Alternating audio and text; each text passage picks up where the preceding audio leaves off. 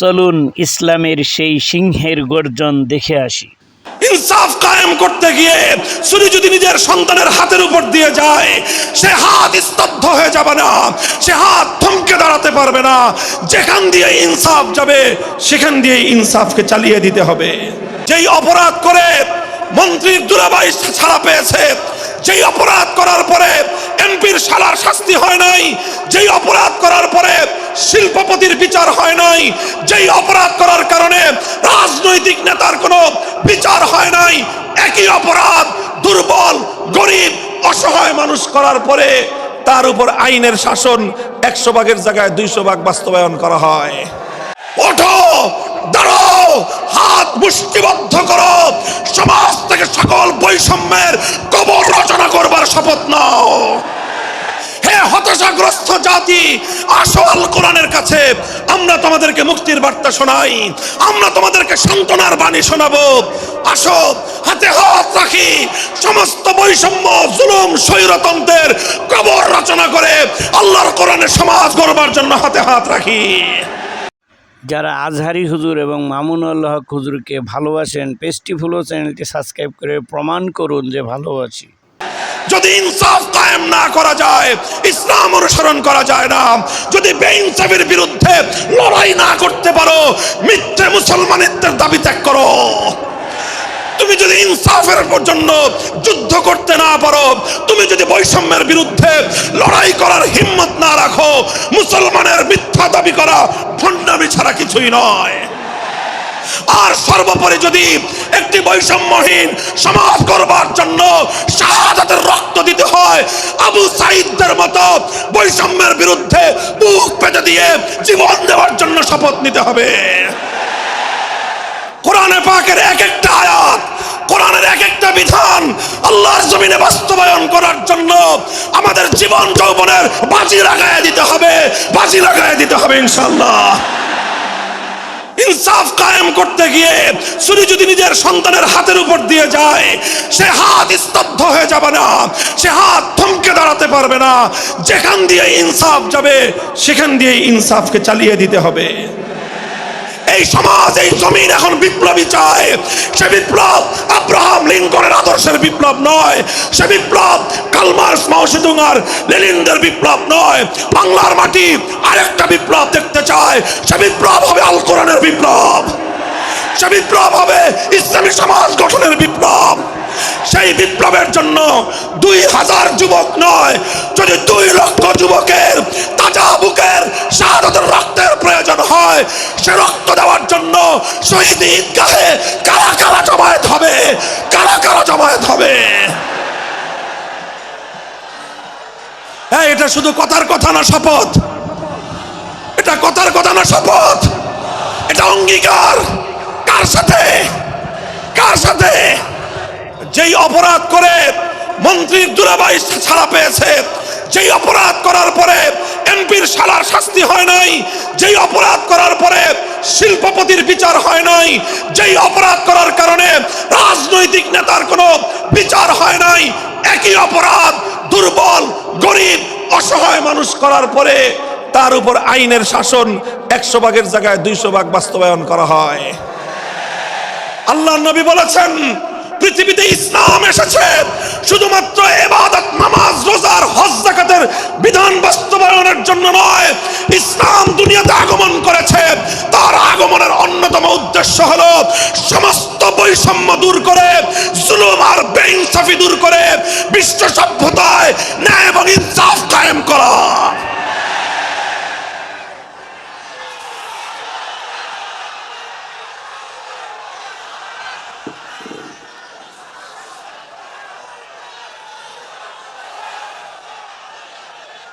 মনে রাখবেন, বৈষম্যহীন সমাজ গড়া এটা শুধু বৈষম্য বিরোধী ছাত্র নেতৃবৃন্দের দায়িত্ব নয়। বৈষম্যহীন সমাজ গড়া এটা শুধুমাত্র বৈষম্য বিরোধী ছাত্র নেতৃবৃন্দের দায়িত্ব নয়। বৈষম্যহীন সমাজ গড়া সর্বপ্রথম আল কোরআনের সৈনিকদের দায়িত্ব। বৈষম্যহীন সমাজ গড়া সর্বপ্রথম আল্লাহর নবীর সত্যিকার উম্মতদের দায়িত্ব। ওঠো, দাঁড়াও, হাত মুষ্টিবদ্ধ করো, সমাজ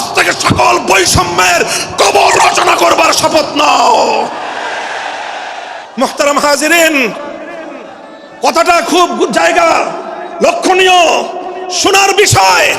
যারা একটা বৈষম্যহীন সমাজ দেখতে চাও, যারা জুলুম এবং অত্যাচারে অতিষ্ঠ হয়ে গিয়েছো, যাদের জীবনকে এই ধরনের অন্যায়, অবিচার, জুলুম, শোষণ, স্বৈরতন্ত্র যাদের অন্তর হৃদয়কে জ্বালিয়ে পুড়িয়ে ছারখার করে দিয়েছে, হে হতাশাগ্রস্ত জাতি, আসো আল কোরআনের কাছে।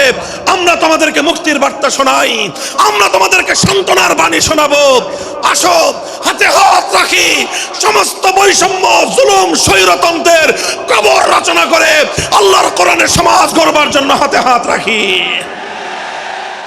দেখেন, আল্লাহ পাক রব্বুল আলামিন যুগে যুগে যত নবী রাসূল প্রেরণ করেছেন, যুগে যুগে যত আসমানি কিতাব আল্লাহর পক্ষ থেকে অবতীর্ণ হয়েছে, কেন হয়েছে? শুধুমাত্র মুসল্লিদের সমাজ গড়বার জন্য নয়, শুধুমাত্র রোজাদার সমাজ গড়ার জন্য নয়।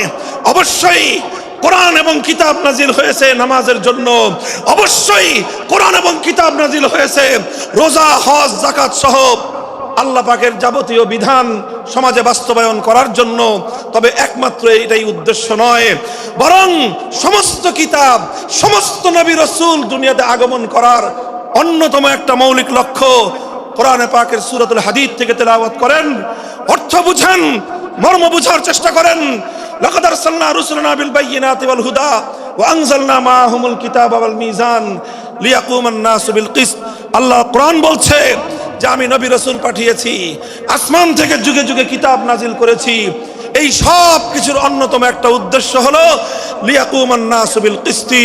কোরআন নাজিলের উদ্দেশ্য, নবী প্রেরণের উদ্দেশ্য, শরীয়ত প্রেরণের উদ্দেশ্য, ধর্ম প্রেরণের উদ্দেশ্য হলো, অন্যতম উদ্দেশ্য হলো লিয়াকুমান নাসু বিল কিসতি। মানব সমাজ থেকে অন্যায়, অবিচার, জুলুম, শোষণ দূরীভূত করে ন্যায় এবং ইনসাফ কায়েম করা, এটাই হলো ইসলামের অন্যতম মৌলিক লক্ষ্য। যদি ইনসাফ কায়েম না করা যায়, ইসলাম অনুসরণ করা যায় না। যদি বেইনসাফের বিরুদ্ধে লড়াই না করতে পারো, মিথ্যে মুসলমানিত্বের দাবি ত্যাগ করো। তুমি যদি ইনসাফের জন্য যুদ্ধ করতে না পারো, তুমি যদি বৈষম্যের বিরুদ্ধে লড়াই করার হিম্মত না রাখো, মুসলমানের মিথ্যা দাবি করা ভণ্ডামি ছাড়া কিছুই নয়।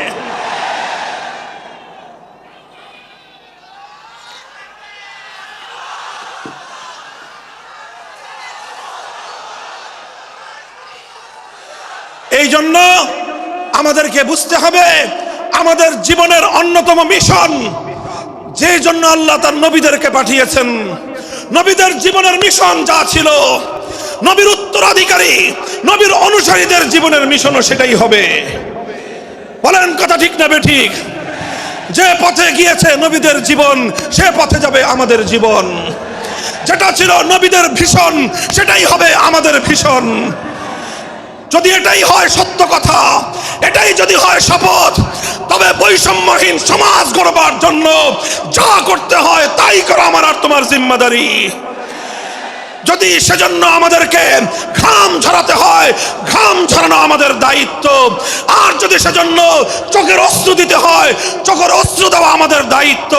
যদি সম্পদের কোরবানি করতে হয়, মাল সম্পদের কোরবানি করা, সেটাই আমাদের জীবনের দায়িত্ব এবং উদ্দেশ্য।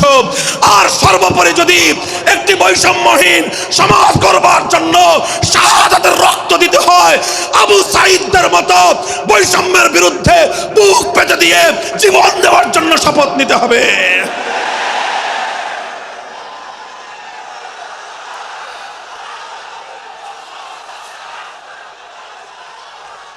এই প্রস্তুত থাকবেন তো ইনশাআল্লাহ? আল্লাহর নবী বললেন এই বৈষম্য চলবে না, এই বৈষম্য জাহিলিয়াত, এই বৈষম্য মূর্খতা। সমাজের মধ্যে নিজের দলের লোক অন্যায় করলে পাগার পার, বিরোধী দলের লোক অন্যায় করলে আইনের শাসনে 100 ভাগের জায়গায় 200 ভাগ। নিজেরা অপরাধ করলে সেই অপরাধীকে ছাড়িয়ে নেওয়ার জন্য সমস্ত আয়োজন। বিপক্ষ মতের লোকজন অপরাধ না করা সত্ত্বেও তাদেরকে কেচোর মতো মাটির গর্ত থেকে ধরে এনে তাদেরকে বিচারের মুখোমুখি দাঁড় করানো, অন্যায়ভাবে তাদের জীবন থেকে তাদের যৌবনের সময়গুলো কেড়ে নেওয়া, বছরের পর বছর অন্ধকার কারা প্রকোষ্ঠে তাদেরকে বন্দী করে রাখা, এই জুলুম এবং অন্যায়ের অবসান যদি না ঘটাতে পারো, পুরুষ এবং যুবক মানুষ হিসেবে আল্লাহর কাছে জবাবদিহিতার সুযোগ থাকবে না। কাজেই তাফসীরুল কোরআন শুধুমাত্র কোরআনের তেলাওয়াতের জন্য নয়, তাফসীরুল কোরআন শুধু আল্লাহর কোরআনের মর্ম বোঝানোর জন্য নয়। আল্লাহর কোরআন তেলাওয়াত করতে হবে, মর্ম বুঝতে হবে, আর তালিমে হিকমতের কর্মসূচির অধীনে কোরআনে পাকের এক একটা আয়াত, কোরআনের এক একটা বিধান আল্লাহর জমিনে বাস্তবায়ন করার জন্য আমাদের জীবন যৌবনের বাজি লাগায় দিতে হবে ইনশাআল্লাহ। হযরত রাসূল আকরাম সাল্লাল্লাহু আলাইহি ওয়াসাল্লাম বলছিলাম, জাতির উদ্দেশ্যে প্রদত্ত মক্কা বিজয়ী মহাবীর আমিরুল মুমিনিন নবিয়ুল্লাহ খলিফাতুল্লাহ ফিল আরদ খলিফাতুল মুসলিমিন মুহাম্মদুর রাসূলুল্লাহ সাল্লাল্লাহু আলাইহি ওয়াসাল্লামের বক্তব্যের কথা আল্লাহ নবী বললেন, বৈষম্যের কারণে আল্লাহ পাক রব্বুল আলামিন পৃথিবীর বহু জাতিকে ধ্বংস করে দিয়েছেন। সুতরাং শুনে রেখো, আমার দ্বারা বৈষম্য হবে না।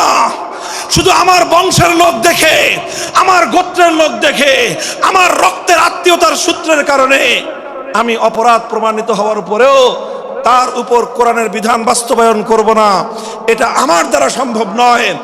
এরপরে আল্লাহর নবী যেই কথাটি বললেন, সেই কথা যদি আল্লাহর নবী হাদিসে না বলতেন, তাহলে সেই কথা উচ্চারণ করতে আমাদের জিহ্বা কেঁপে উঠত, আমাদের বক্ষ প্রকম্পিত হতো। আল্লাহর নবী বললেন, ওয়াল্লাহ লাউ আন্না ফাতিমাতা বিনতা মুহাম্মাদিন সারাকাত লাকাতাতু ইয়াদাহা, ওয়াল্লাহি লাউ আন্না ফাতিমাতা বিনতা মুহাম্মাদিন সারাকাত লাকাতাতু ইয়াদাহা। শুধু আমার দাদির গোত্র, আমার বংশের ফাতেমা নামনি মহিলা নয়, আজ যদি আমি মুহাম্মদুর রাসূলুল্লাহর কলিজার টুকরা মেয়ে, আমার জীবনের সবচেয়ে আদরের সন্তান ফাতেমা যদি আজকে চুরি করে ধরা পড়তো, আমি আল্লাহর শপথ করে বলি, আমি তার হাত কেটে দিতে এতটুকু দ্বিধা করতাম না। মুহতারাম হাজিরিন, এটাই হলো তালিমে হিকমত। আল্লাহর কোরআনের বিধান বাস্তবায়ন করতে গিয়ে ছুরি যদি নিজের সন্তানের গলার উপর দিয়ে যায়, ইব্রাহিম খলিলুল্লাহর মতো ছুরি চালায় দিতে দ্বিধা করা যাবে না। যদি ইনসাফ কায়েম করতে গিয়ে ছুরি যদি নিজের সন্তানের হাতের উপর দিয়ে যায়, সে হাত স্তব্ধ হয়ে যাবে না, সে হাত থমকে দাঁড়াতে পারবে না। যেখান দিয়ে ইনসাফ যাবে, সেখান দিয়ে ইনসাফকে চালিয়ে দিতে হবে। রাসূল আকরাম সাল্লাল্লাহু আলাইহি ওয়াসাল্লাম ঘোষণা করলেন, আল্লাহর আয়াত নাযিল হলো, ইয়া আইয়ুহাল্লাযীনা আমানুত্তাকুল্লাহ ওয়া যারু মা বাকিয়া মিনার রিবা ইন কুনতুম মুমিনিন। হে মুমিনগণ, সুদকে তোমরা পরিহার করো যদি ঈমানদার হয়ে থাকো। যদি ঈমানদার হয়ে থাকো, কি করো তোমরা? সুদকে পরিহার করো। কি করো? ইত্তাকুল্লাহ, তোমরা আল্লাহকে ভয় করো। ওয়া যারু মা বাকিয়া মিনার রিবা, সুদের যা অবশিষ্ট আছে এই সব কিছু তোমরা পরিহার করো। আর যদি না করো, সুদ যদি তোমরা পরিহার না করো, ফাজানু বিহারবিম মিনাল্লাহি ওয়া রাসূলিহি, আল্লাহ এবং তার রাসূলের পক্ষ থেকে যুদ্ধের ঘোষণা শুনে নাও। হে জাতি, হে মুসলিম সম্প্রদায়, আমরা তোমাদের কাছে পয়গাম পৌঁছে দিতে চাই, আল্লাহর উপর বিশ্বাসী জাতি, আল্লাহর নবীর উপর আস্থাশীল জাতি কোনোদিন সুদি কারবার করতে পারে না। সুদ ভিত্তিক অর্থ ব্যবস্থা দিয়ে তাদের সমাজ চলতে পারে না।